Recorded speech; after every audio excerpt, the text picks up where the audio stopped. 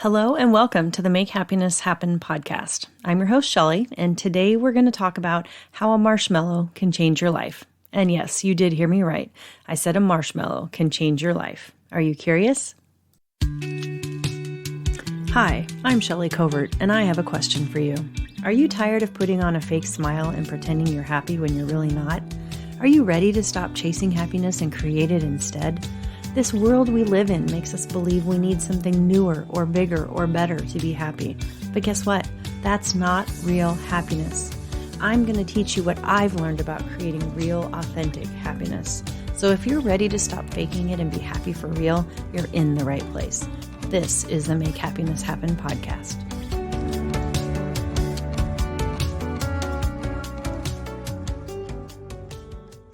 Have you ever heard of the Stanford marshmallow experiment? Well, in 1972, a Stanford professor named Walter Mischel conducted a study on delayed gratification with children 3 to 5 years old at Bing Nursery School in Stanford, California.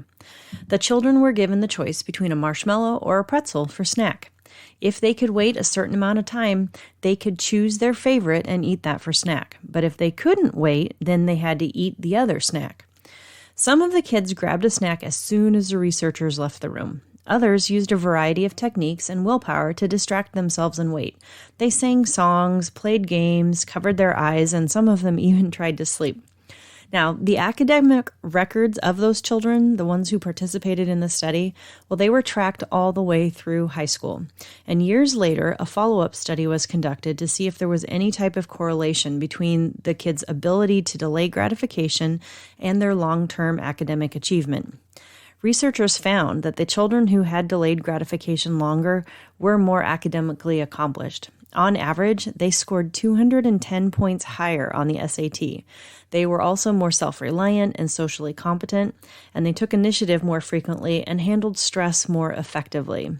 And 4 decades later, another follow-up study revealed they had higher incomes, stronger marriages, and more fulfilling careers. Wow. Who would have thought that saying no to a marshmallow could predict all of that? Well, numerous other studies have confirmed what the marshmallow experiment indicated, that delayed gratification, or willpower as it's often called, is the key to, well, pretty much everything. So think about how it affects our everyday lives. The best way to save money and stay within your budget is to be able to say no to those impulse purchases. The best way to stay healthy is to be able to say no to the unhealthy, often yummy foods. The best way to get our work done is to say no to the fun, distracting things like social media or TikTok or that game on your phone. All of those are forms of delaying gratification. They're doing the hard thing first, the most important thing first, even when it's not the fun thing. So one of my favorite books of all time is Eat That Frog, 21 Great Ways to Stop Procrastinating and Get More Done in Less Time. It's by Brian Tracy. And I know you're probably thinking, procrastinating?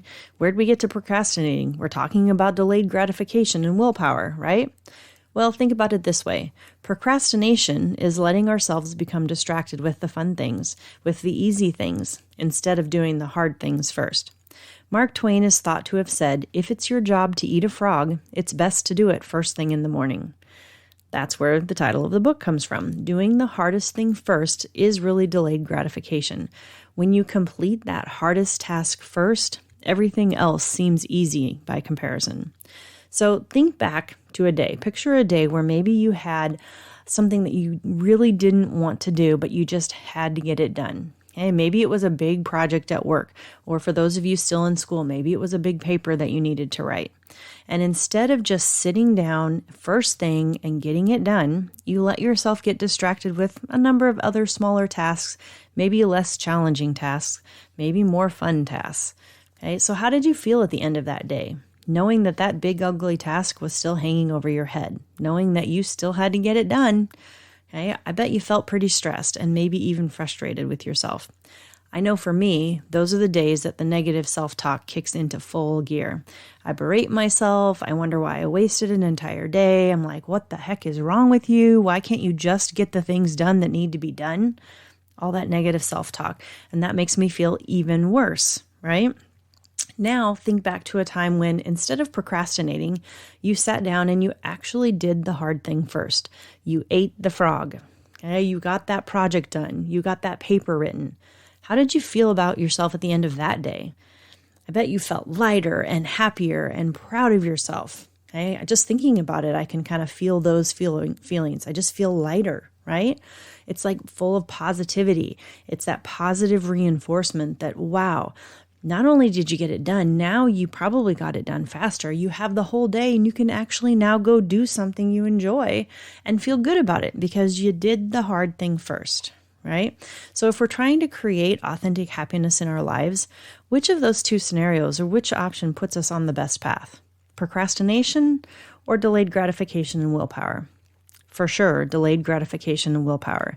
Eating that frog first. So Mark Batterson has a saying that I love. He says, almost anyone can accomplish almost anything if they work at it long enough, hard enough, and smart enough. It's going to take some willpower. It's going to take some work, some delayed gratification, but it is true. If you just keep doing the hard things first, if you just keep making the choices that are going to move you forward instead of holding you back, you will be able to accomplish almost anything that you set your mind to. So here's my challenge for you. The next time you have a big, ugly task to do, something that you really don't want to do, I want you to eat that frog. I want you to use your willpower. I want you to delay the gratification from the fun things or whatever, and I want you to get that task done. And then I want you to take some time and really think about how that made you feel. I want you to focus on those positive feelings, on the feelings of accomplishment, and just how much lighter you feel.